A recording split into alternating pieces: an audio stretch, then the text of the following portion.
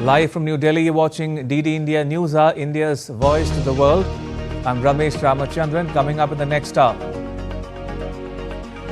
Donald Trump promises a golden age after he's sworn in as US President. Trump pardons 1,500 supporters who attacked the US legislature in 2021, quits WHO and Paris Accord. Trump reiterates stand on Panama Canal and Greenland to impose tariffs on Canada and Mexico on 1st February. India's Prime Minister Narendra Modi joins other world leaders in congratulating Donald Trump. And India's security forces killed 15 left-wing extremists at the border between the states of Chhattisgarh and Odisha.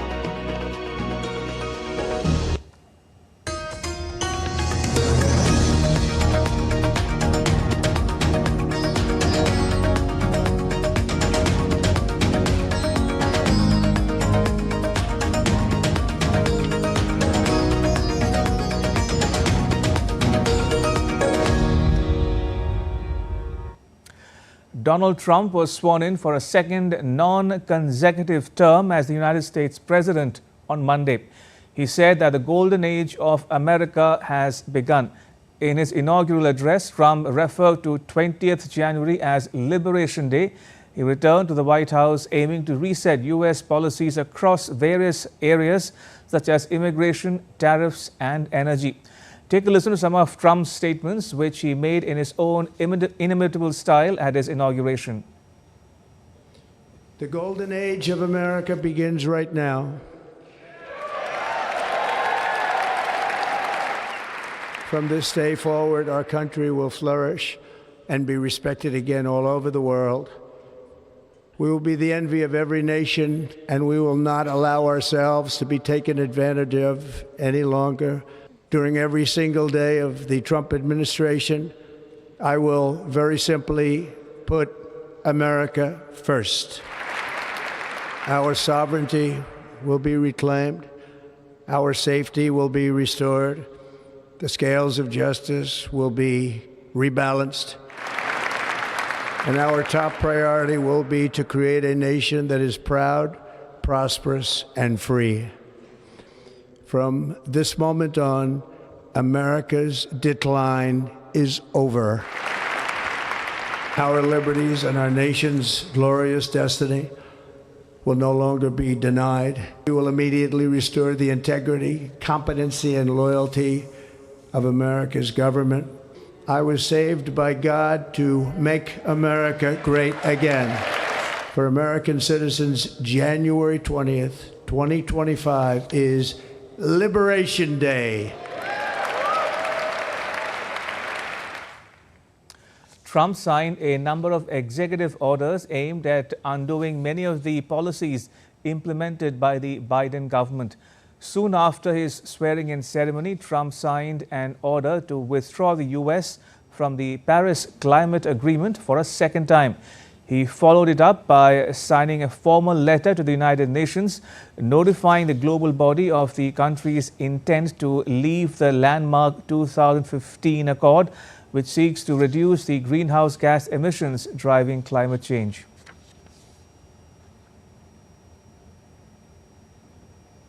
Trump issued a flurry of other executive orders as well and directives as he sought to put his stamp on his new administration on matters ranging from energy to criminal pardons and immigration. Here are some of the key executive orders signed on Trump's first day back in office. So this is January 6th. These are the hostages. Approximately 1,500 for a pardon. Oh, what a great feeling. Leaves office, they're going to pardon every person they ever met. I think it makes Biden look very bad, very weak, and very guilty. We're getting rid of all of the cancer. I call it cancer. The cancer caused by the Biden administration. I'm fine with legal immigration. I like it. We need people. Could happen. Stranger things have happened. Ooh, that's a big one. To sell it or close it. Here's a big deal, merit. Our country is going to be based on merit again. He's getting an office for about 20 people that we're hiring to make sure that these get implemented. World Health ripped us off. That's it. It's not going to happen anymore. A lot of big ones, huh? You know what that means, right? The word tariff is much better because it keeps your dollar stronger. You put a universal tariff on anybody doing business in the United States because they're coming in and they're stealing our wealth, they're stealing our jobs, they're stealing our company. We have more than anybody else. We're going to make a lot of money from energy. The one thing they can do to catch up quickly, buy our oil and gas. It's going to be to keep America safe. Very simple. You know, NATO has to pay more money. Zelensky wants to make a deal. I don't know if Putin does. He might not. I don't know. And China controls the Panama Canal. And we're not going to allow that to happen. It's not even a threat. You know why I liked it? Because I got great reviews on that speech. I got great reviews. Can you believe it? After signing the executive orders, Trump and Melania danced as the U.S. first couple at the Commander-in-Chief Inaugural Ball. Vice President JD Vance and his wife Usha also took to the stage, with a few service members also joining the two couples. U.S. Marine Band played Battle Hymn of the Republic for the President and First Lady's dance. The Commander-in-Chief for the first of 3 inaugural balls that Trump is scheduled to attend Monday evening.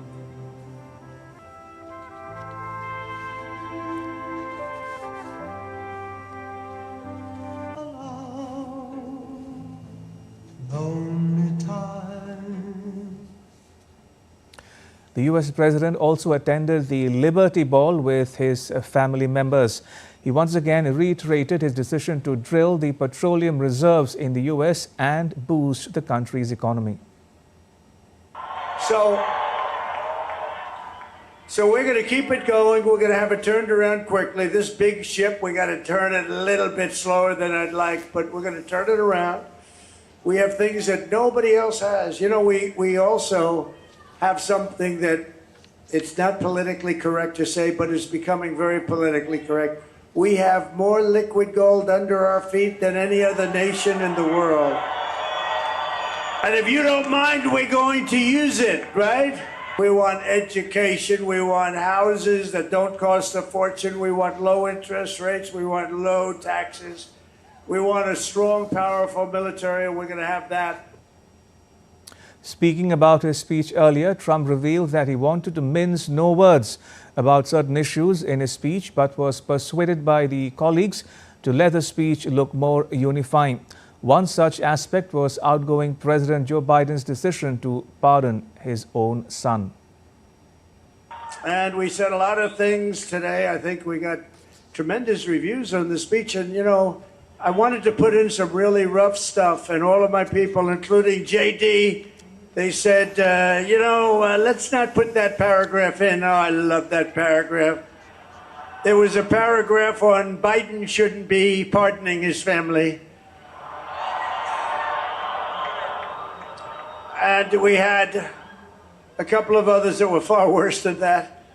But they said, you know, the speech is so nice and it's so unifying. I said, all right, we won't do it. I'll do it about 2 hours later. So we've been doing it all night long. Also, Trump appreciated the hard work and dedication of his deputy, JD Vance, and his wife, Usha Vance. And we have a great vice president, I want to tell you, and he's got a fantastic wife and helper, and she's done just incredible things for the party and for him. And I want to thank you. Great job. Great job. JD Vance, great job. U.S. President Donald Trump once again expressed his interest in Greenland. While signing executive orders in the Oval Office on the first day of his second term, Trump said the United States needs to control Greenland to ensure international security. Greenland is a wonderful place. We need it for international security. And I'm sure that Denmark will come along. I think it's costing them a lot of money to maintain it, to keep it. Despite posing himself as a peacemaker in his second inaugural address, Trump has vowed that the United States would be taking back the Panama Canal. And a very big thing is the Panama Canal. China controls the Panama Canal. What's that all about? They're not supposed to be good. When Jimmy Carter gave it, which was a terrible mistake, he didn't do it. He didn't give it to China. He gave it to Panama. And China controls the Panama Canal. And we're not going to allow that to happen. Tech billionaires, including Elon Musk, Mark Zuckerberg and Jeff Bezos, were given prime positions at Donald Trump's inauguration. Musk, Bezos and Zuckerberg are the world's 3 richest people, according to Forbes. Google co-founder Sergey Brin, who also attended, ranks the 7th.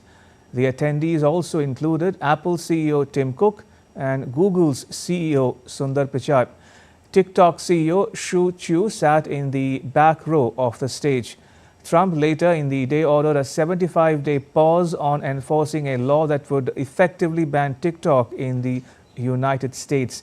Despite highly limited seating after the ceremony was moved indoors because of bad weather, Meta CEO Zuckerberg attended with his wife Priscilla Chan, while Amazon executive chairman Bezos was accompanied by his fiancée Lauren Sanchez. Vice President JD Vance was sworn into office during the inauguration of President Donald Trump on Monday.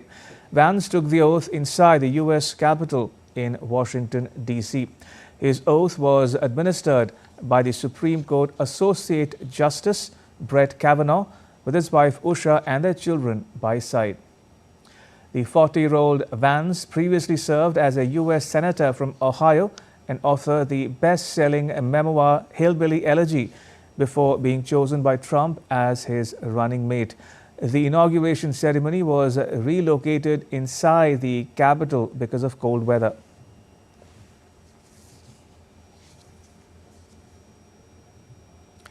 Still to come on DD India News Hour. The latest from the annual World Economic Forum taking place at Davos in Switzerland. And updates from the Ukraine-Russia conflict.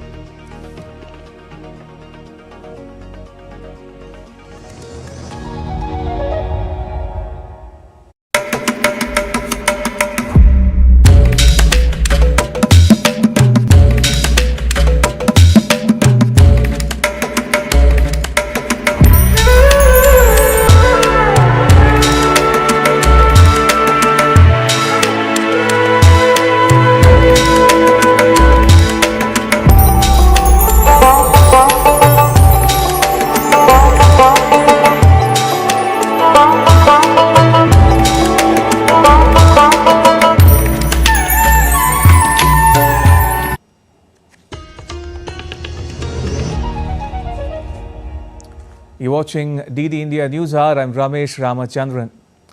Right, joining me for more on Trump's inauguration is my colleague Anil Thomas. Anil, tell us more about the inauguration ceremony, who all were invited to it, and what did Trump have to say in his inaugural address?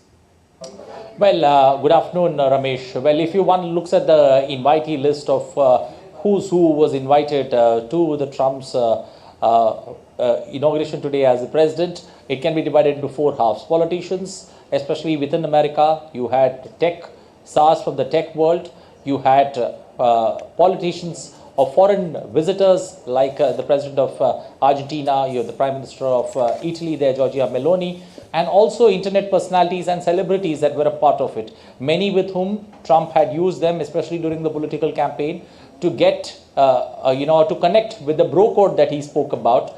And many of them were also, managed to get a front seat. Let's not forget the CEO of TikTok also was present during the ceremony today. And, when it comes to the speech that he made, his speech is rather bold, it's aggressive in approach, and there seems to be a lot of calibration that he's done from Trump 1.0 to Trump 2.0, where he seems to be pretty calculated in what he is doing, and he seems to be having a middle path. If you look at the first the first time that Trump was president, he seems to be my way or the highway kind of approach. But here, he seems to be rather having a middle path very much ready. And one can clearly look at the TikTok decision, especially with regards to almost 9 months past, no buyer for TikTok still found. And, the middle path was give us 50% of the stake to an American tech player and maybe look at a solution that ways. So he looks pretty tempted, especially when it comes to taking bold decisions. But when it comes to putting pen to paper, many expected, some kind of push and shove, especially when it comes to immigration and secondly on tariffs. He's been quite there, but having said that, that's not the end of it. Usually we'll expect, many twists and turns to what Trump does in the future. Indeed. Anil, you spoke about Trump giving a reprieve to TikTok. Talk to us a bit more, if you will, about the other many executive orders that Trump signed on day one in office. Well, especially first one, the first major decision or two major decisions among the 8 or 9 decisions that were announced, especially, writing off or cancelling all the 78 orders that the Biden administration has passed has been one of the most shocking one. With regards to federal workers, no longer recruitment taking place, and also with regards to no longer the window of working from home being open to them and they need to report back to work is something that's a positive sign, but it is going to have mixed reactions. The big harsh step, especially on the international front, has been withdrawing from the Paris Climate Accord of 2015 and also from the WHO. WHO, he's indicated in his first term as president, once again bringing it back to the table. But these are two sharp extremes that he's done, especially withdrawing from the Paris Climate Accord, looking at more of drilling, more of explorations in the ocean bases of America, and also looking at even the Arctic region for exploration when it's come to finding oil. But walking that tightrope, especially managing EVs, you've got Tesla on board with Elon Musk there, and also looking at more of oil exploration that needs to be done. I think the tightrope walking is something that will be interesting to watch for Trump in the days ahead, because executive orders, at least 9 of them in the first day, but the most significant one, the Biden administration orders which are cancelled and also withdrawing from the Paris Climate Accord. All right, we'll leave it there. Anil, thank you. Appreciate it. Anil Thomas reporting there on Trump 2.0 and Trump's inauguration that took place in Washington, D.C. on Monday. Right, joining us is a guest, Professor Swaran Singh joins us. Professor Singh teaches at Jawaharlal Nehru University in New Delhi. Professor Singh, welcome to DD India News Hour. How would you rate or assess Trump's day one in office? Did it go according to your expectations? Were there any surprises there at all for you? I think, Ramachandran, fundamentally it applies to all elected leaders, that the high shrill speeches during electioneering see it toning down once the leader takes power, and to some extent that is noticeable. For example, even before his inauguration, he had a phone call with the Chinese President Xi Jinping, was trying to ensure that Xi Jinping comes to his inauguration, and the kind of orders that he's issuing now. Two things I think we need to keep in mind. One, Kash Patel, who's now the director of FBI, wrote a book, full book last year about, it's interestingly titled Government Gangsters, where he talks about how deep state in United States disallowed the President Trump during his first term to fully implement his policies. So deep state has not completely disappeared in that sense. So implementing each of these will also see certain, progression, what speed that happens on the ground, we'll have to see. Second, many of these orders will also mean that the states of United States will have to also participate in implementing some of these decisions. And the United States is a very strong federation, and in that sense, it's not as simple as President wanting to implement something and states will verbatim follow every part of it. So some of those will also may see certain hiccups in certain areas. Right. He had promised so much in advance, created that whole hype. He did sign several executive orders, particularly revoking all the executive orders of President Joe Biden. I think that's a very interesting. Yeah, talking about executive orders, Professor Singh, what did you make of those executive orders that Trump signed? What stood out for you from among the many decisions that he announced there? I think some of the rather regressive ones that I think should be noticed is the one on gender, where he's kind of talking about only two genders to be recognized in the United States. Similarly, executive order again that talks about no longer following all these inclusive policies and yardsticks, benchmarks, etc. in all United States decision making, etc. Sending military to the southern border, I think that's another rather sort of offensive exercise with the immediate neighbor. Of course, Paris Climate Change Treaty is another one which is interesting. So basically, doing partly what he was saying, also, for example, of order against immigrants and so on. But each of these will have to be implemented on the ground. So I don't think that American armed forces are already deployed on southern border as we speak. So these things will have to follow, and we'll see how efficiently these things actually happen on ground.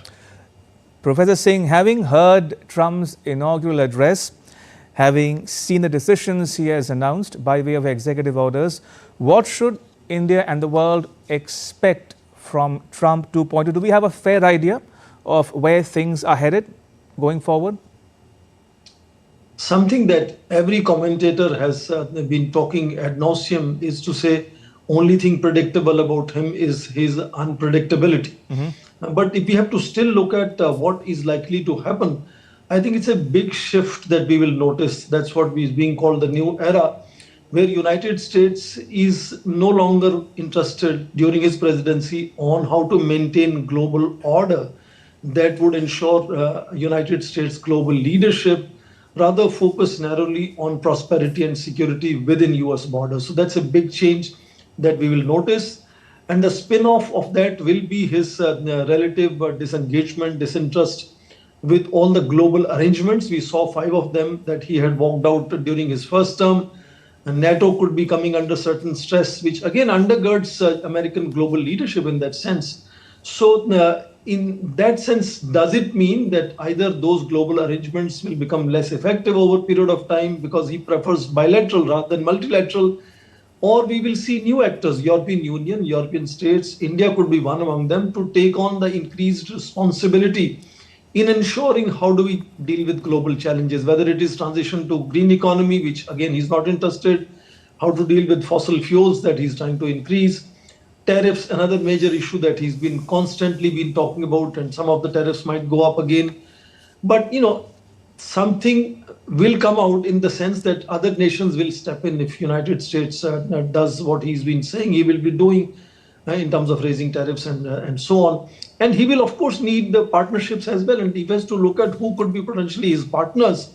I think if NATO is under strain, China and Russia are not going to be potential partners, then India would stand some possibility, of course, with a lot of hiccups because he wants to manufacture everything in the United States. But because India is now almost notorious, I should say famous, for very low-cost production, I think, in high technology areas. And if United States production has to become competitive around the world and not depend simply on tariffs, then I think certain possibilities of coordination, cooperation, partnership with India in certain sectors could be a potential area. I think Elon Musk, who's a very influential player in the game, I think is interested in India in a big way. So that could be something where India could explore. I'm sure India is already working in that direction.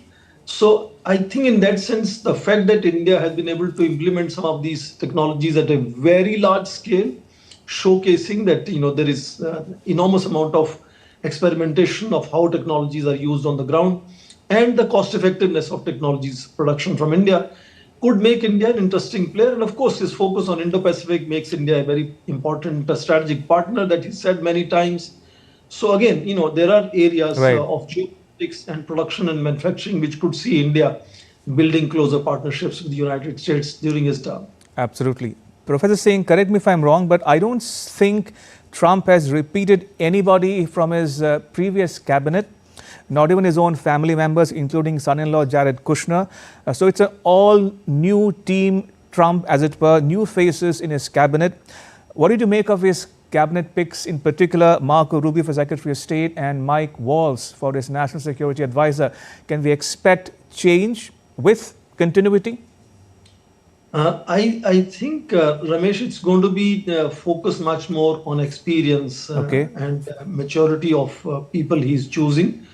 And of course, there is a certain, view that maybe many of these are hawks on China. They are the China phobes, if you want to call them. That is one kind of common thing.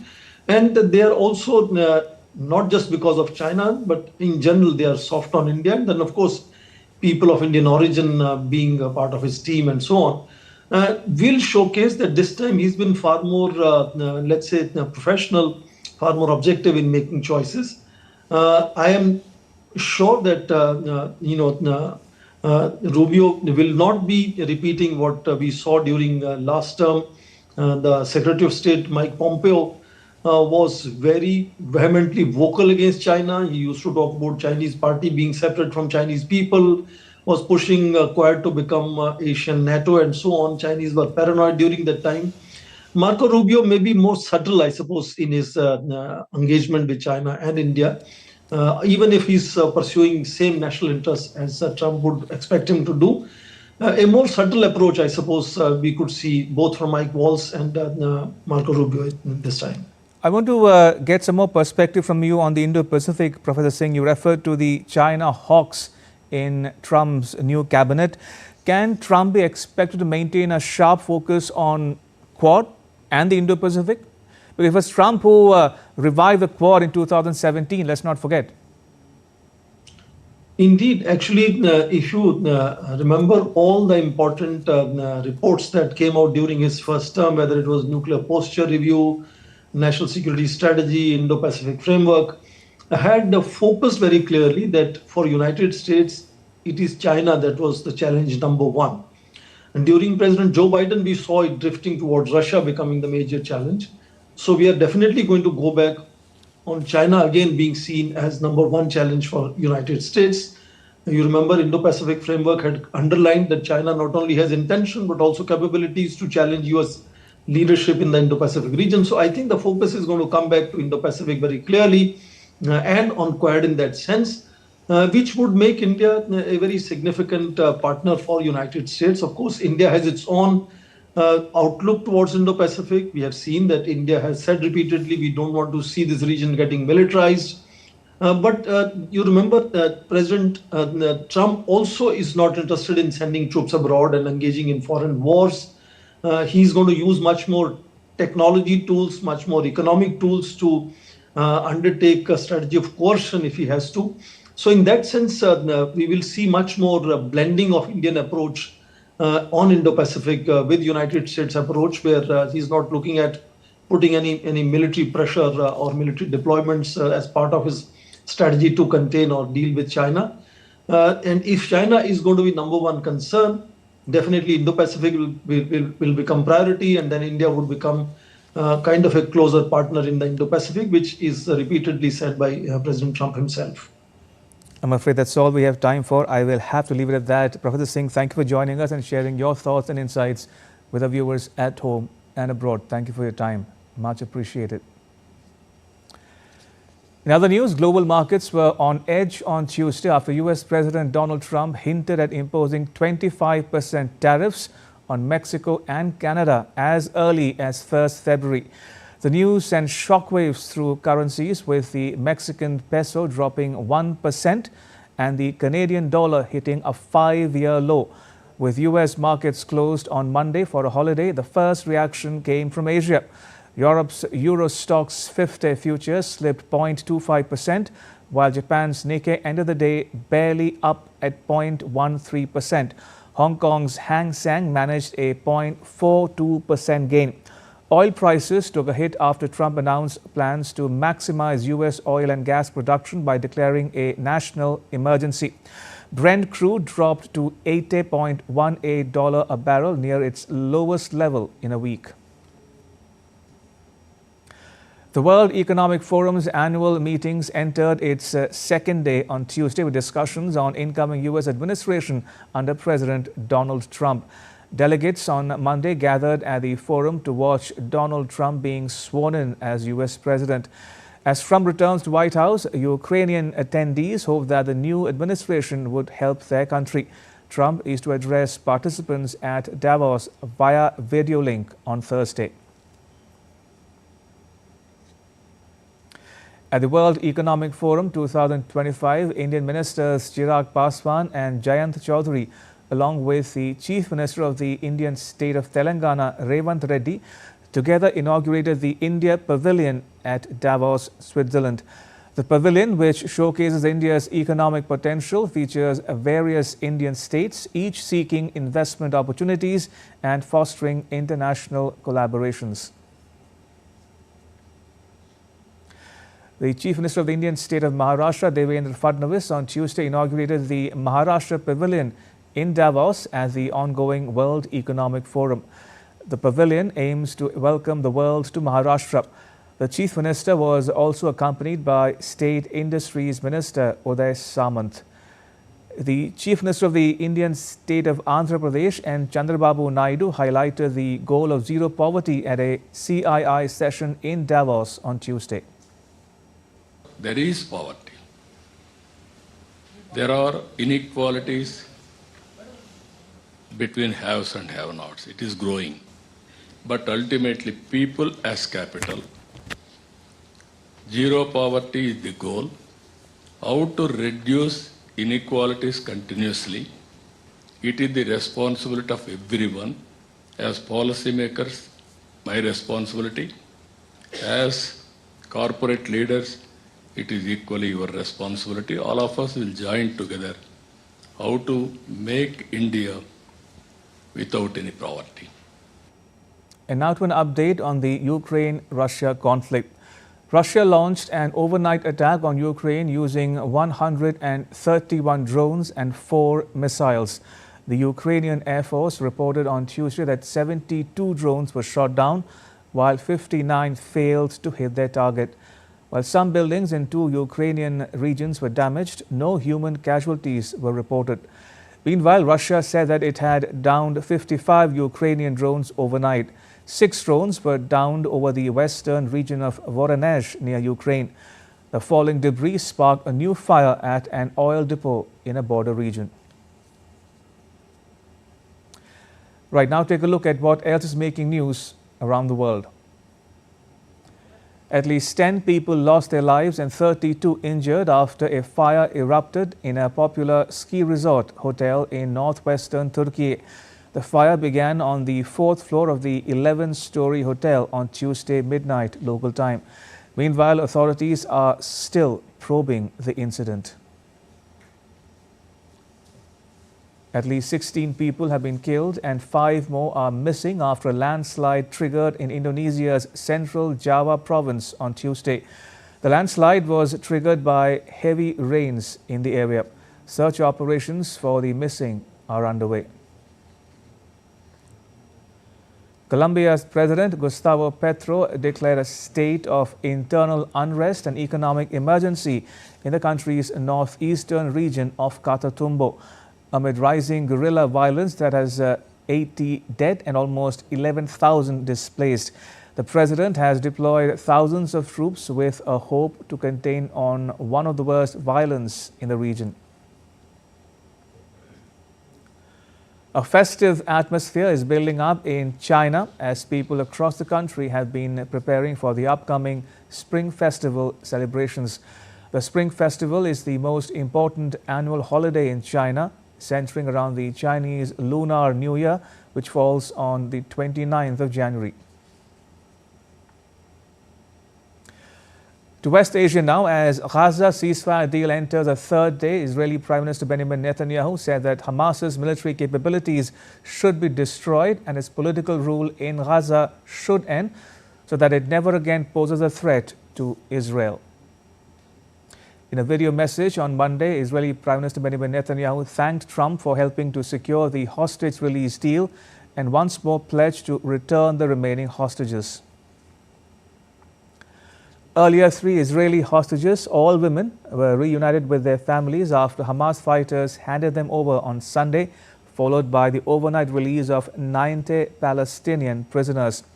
The first phase of the truce would last 6 weeks, during which the parties would negotiate a permanent ceasefire, which has not been agreed to yet. I believe that working together again, we will raise the U.S.-Israel alliance to even greater heights. I look forward to working with you to return the remaining hostages, to destroy Hamas's military capabilities and end its political rule in Gaza, and to ensure that Gaza never again poses a threat to Israel. Meanwhile, the relatives of the 3 Israeli ex-hostages called for the release of the remaining 94 captives seized during Hamas's 7th October 2023 attacks. Please keep on fighting for the remaining 94 hostages who need to come home. There are too many other families who are waiting to hug their loved ones or bring them back for a proper burial. As I've been saying over the past number of months, the hostages in Gaza must have access to humanitarian aid while they are waiting to be released. Shifting focus to South Korea now, impeached President Yoon Suk-yeol for the third time appeared for an argument in his impeachment trial at Constitutional Court on Tuesday. During his trial, when asked by a judge, Yoon denied ordering the military to drag out lawmakers from the country's parliament to prevent them from voting down his declaration of martial law. South Korea was plunged into political chaos by Yoon's December 3 martial law declaration, which lasted just 6 hours before lawmakers voted it down. They later impeached him, stripping him of his duties. He also became the first sitting South Korean president to be arrested in a criminal probe on insurrection grounds. The country's constitutional court is currently holding hearings to decide whether to uphold his impeachment or not. A magnitude 6 earthquake hit Taiwan's southern part on Tuesday near the city of Chiayi. Capital Taipei also felt tremors for nearly a minute as the quake struck shortly after midnight local time. The quake had a depth of 9.4 kilometers with its epicenter in Dapu Township in Chiayi County. The ceilings of several homes collapsed while roads were blocked by falling rocks and landslides. At least 27 people were injured in the quake-related incidents. Taiwan is frequently hit by earthquakes due to its location on the edges of 2 tectonic plates near the Pacific Ring of Fire, which the USGS says is the most seismically active zone in the world. The last major earthquake occurred in April 2024 when the island was hit by a deadly 7.4 magnitude tremor that officials said was the strongest in 25 years. In a move aimed at modernizing the appearance of law enforcement agencies, Yunus administration of Bangladesh has unveiled new uniforms for the Police Rapid Action Battalion and the Ansar Village Defense Party. The new uniforms feature distinct colors for each force.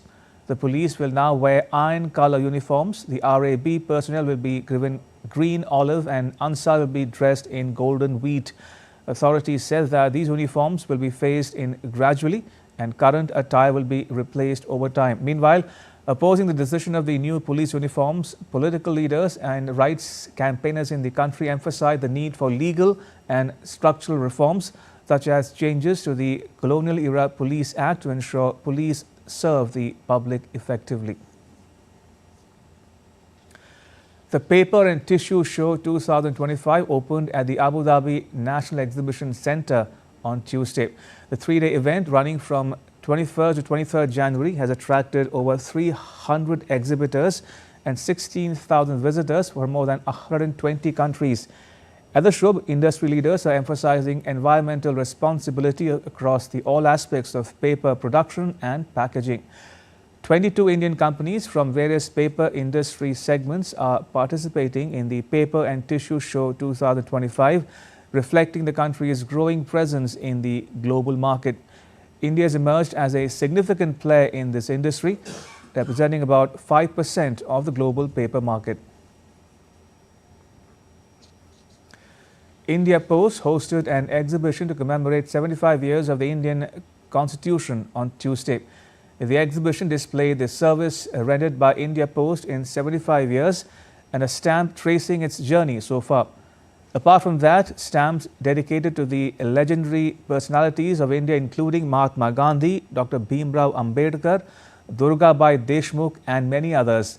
Some stamps also displayed important facts of the Indian Constitution. India's Minister of State for Rural Development and Communications, Dr. Chandrasekhar Pemasani, also reviewed the exhibition and interacted with the students present at the event.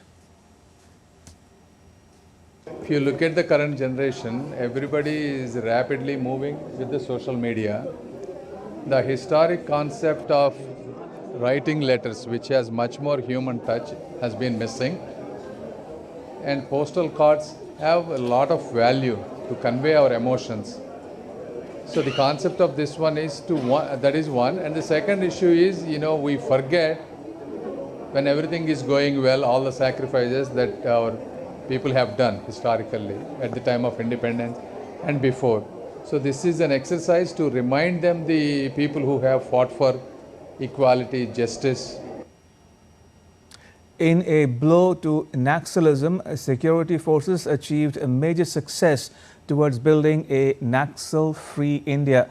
The Central Reserve Police Force, the Special Operations Group, Odisha, and the Chhattisgarh Police killed 15 Naxalites in a joint operation along the Odisha-Chhattisgarh border. According to the police, a member of the Naxal group who had a bounty of 1 crore rupees on his head was also killed in the encounter. Police said that the encounter is still underway and more details were awaited on the matter. On 17 January, 2 Border Security Force Jawans sustained injuries after Naxal set off an improvised explosive device in Chhattisgarh Narayanpur district.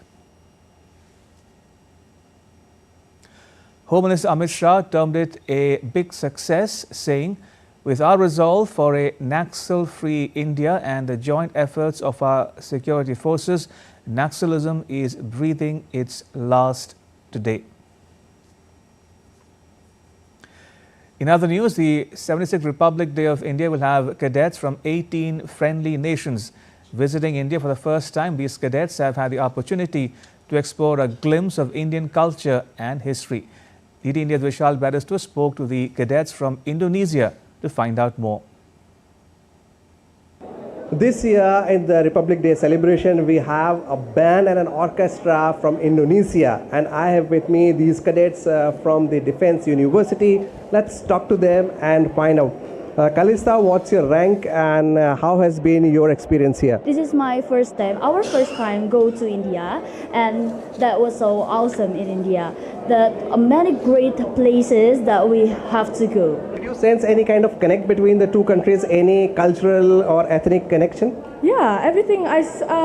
Some of the words that I learned from the Hindi is kind of similar to Indonesia. What memories are you going to take back? So in memory, I will to go get back in Indonesia is the history of India. History of India is very historical country, right? And I hope we can will be close between Indonesia and India will be close bilateral relations, especially defense and security. Your band and orchestra is also participating. So how is the feeling? The feeling is what good. This is a new experience, right? So there you heard from these cadets, and they are also very happy. And why not? India and Indonesia, they share a cultural, ethnic, and religious connect.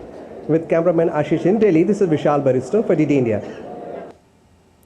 The Amrit Udan of the Rashtrapati Bhavan will be open for public viewing from February 2nd to March 30th for 6 days a week between 10 a.m. and 6 p.m. barring Mondays. It will remain closed on February 5th, February 20th and 21st as well as on March 14.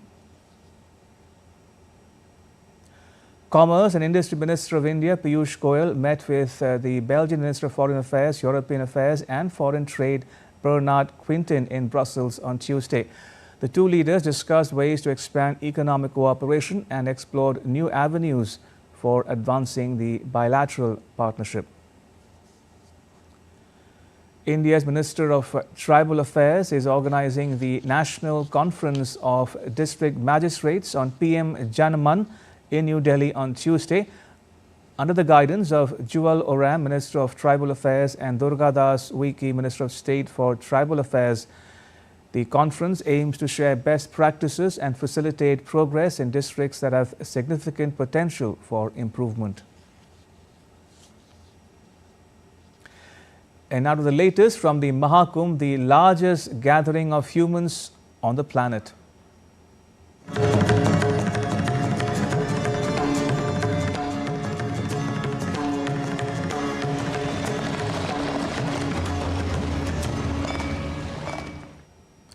The Mahakumbh festival is currently underway in Uttar Pradesh's Prayagraj, and each day is witnessing a record number of devotees who are taking a holy dip at Triveni Sangam.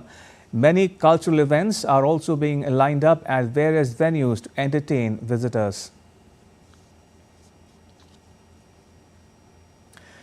Did you know that taking a holy dip in Triveni Sangam at Mahakumbh can not only purify your body but bring utmost peace to your soul as well? The devotees from different countries are experiencing similar energy and are delighted to be a part of Mahakumbh 2025. Deepika Metho reports. Mahakumbh 2025 is witnessing the largest congregation of devotees in Prayagraj who are coming here from across the globe. The purpose of the visitors is to perform meditation and take the holy dip in Triveni Sangam, which is the confluence of rivers Ganga, Yamuna and the mythical Saraswati. The festival of Mahakumbh is also an example of unity in diversity. The foreign devotees every day take the holy dip, perform holy rituals, chant Hari Naam or God's name and enjoy the festival of faith and devotion. Various devotees from Russia believe that taking the holy dip for 30 minutes can eradicate all their diseases. After take bath, I feel very, very well. So much energy become from the water. The water is very important for the human body. My wife, usually she take around 30 minutes. She sit and stay 30 minutes on water because this is very good for health. Not only does the holy dip provide health benefits to the devotees, but also brings them a lot of peace and joy as they get immersed in spiritualism. You took the holy dip for the entire 30-minute slot. Tell us the importance. This is important because clean psychical body. We have physical body and we have psychical body. This is recommendation Dr. Olega Tarsanova.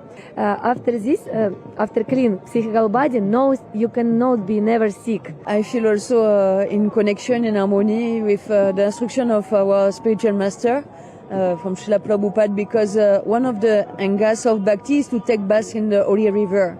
If you not have Ganga near, you need chant Hare Krishna, Hare Ram, Hare Krishna, Krishna Krishna, Hare Hare, Hare Rama, Rama Rama, Hare. The foreign devotees also appealed everyone to participate in this festival, and if they can't come in person, then they should chant the name of God during this auspicious period of Mahakumbh from their respective locations.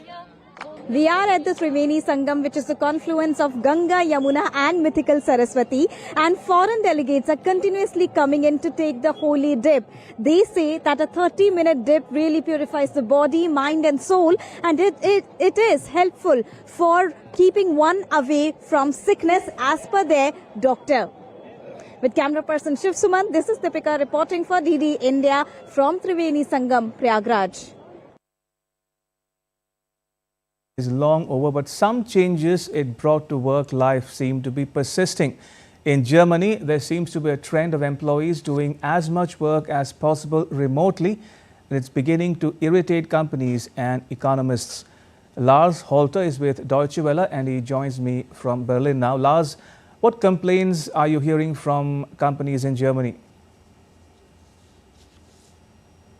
Thanks for having me. Well, we seem to have that problem, like you mentioned, that people got a bit used to working from home. Call it home office, call it remote work. It has certainly had its advantages during the pandemic when work needed to get done, ideally without getting others in the office sick. And remote work still has tremendous advantages. It cuts down on commutes, on time spent in traffic, on emissions. And some also prefer working in the quiet of their home, possibly instead of a large office with dozens of colleagues. So I guess everyone understands the pros of remote work, but it seems not everyone is equally aware of the cons. With people spending more time at home and less time in the office, some tasks might still get done efficiently, but others not. There is less debate among co-workers, and no matter what video conference program you use, in many cases it just helps sitting down with a colleague to go over whatever is the task at hand. Also, many bosses can't entirely shake off the feeling that while some of their employees work diligently at home, others might use half the time emptying the dishwasher, taking the dog for a walk, and whatnot. And that's costly for companies. It lowers productivity and, by extension, revenue and profit, something no company can easily afford. So what are companies doing against this abuse of remote work?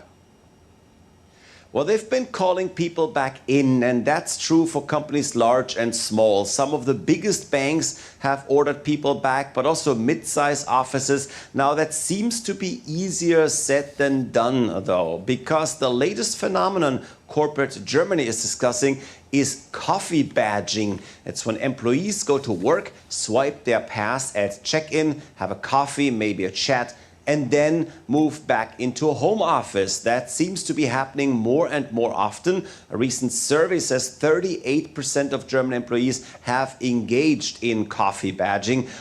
Oh, but it's not just a German problem. In the US, apparently 44% admitted to this kind of behavior in that same survey. And, well, it's cheating. First of all, companies are asking people back specifically to have them available at HQ for customers, for meetings, and that is simply not happening. But they're now also paying for the time people take to get back home.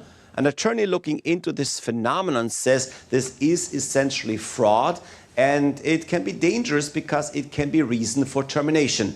Now, as for Germany, this general attitude of putting in a bit less, ideally while getting a little raise every year or so, comes at a really inopportune time when the country's economy is weak and probably needs a bit of an extra effort. Lars, thank you. Lars Holter reporting there from Berlin. To sports news now, 11th seed Spaniard Paula Badosa shattered world number 3 Coco Gauff's dream of a first Australian Open title when she stunned her 7-5, 6-4 in the quarterfinals on Tuesday. Badosa reached a Grand Slam semi-final for the first time.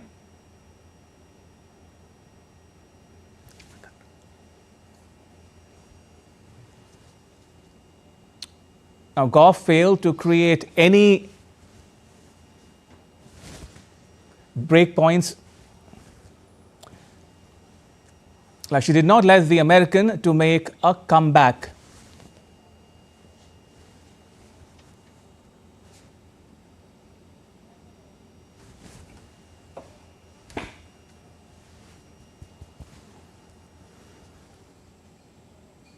Now, the win caps a remarkable comeback to tennis for the 11th seed, who was ranked outside the top 100 a year ago after a stress fracture in her back.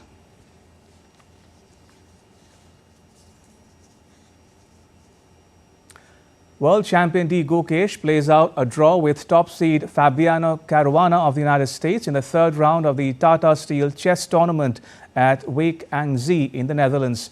This was the first game to end in the Masters section, and it lasted just 24 moves. Gukesh decided against taking any risks. The world chess champion decided soon that fighting for advantage could be tricky. Both the players are on 2 points after the result. Later, Grandmaster R. Pragyananda secured victory over compatriot Arjun Erigesi to share the lead with Uzbek Nodirbek Abdusattorov after the third round of the tournament. Both Pragyananda and Abdusattorov have 2.5 points each. The game lasted 60 moves, handing Erigesi his second defeat in 3 days after his opening round loss. Two-time Olympic medalists PV Sindhu and Lakshya Sen will spearhead the Indian challenge at the Indonesia Masters badminton tournament, which begins in Jakarta on Tuesday with qualifiers. PV Sindhu will face Nguyen Thu Linh of Vietnam in her tournament opener on Wednesday. Akarshi Kashyap, Anupama Upadhyay and Rakshitha Ramraj are also in the women's singles draw. Lakshya Sen, who was eliminated in the first round of both the Malaysia and India Open earlier this month, will face Japan's Takuma Obayashi in his opening match. Priyanshu Rajawat and Kiran George are also part of India's change in men's singles. In the men's doubles event, Chirag Shetty and Satvik Sairaj Rankireddy will be India's only challenge. India's sole representative in the women's doubles section are Ashwini Ponnappa and Tanisha Crasto. Tanisha Crasto is also a part of the mixed doubles draw with Dhruv Kapila.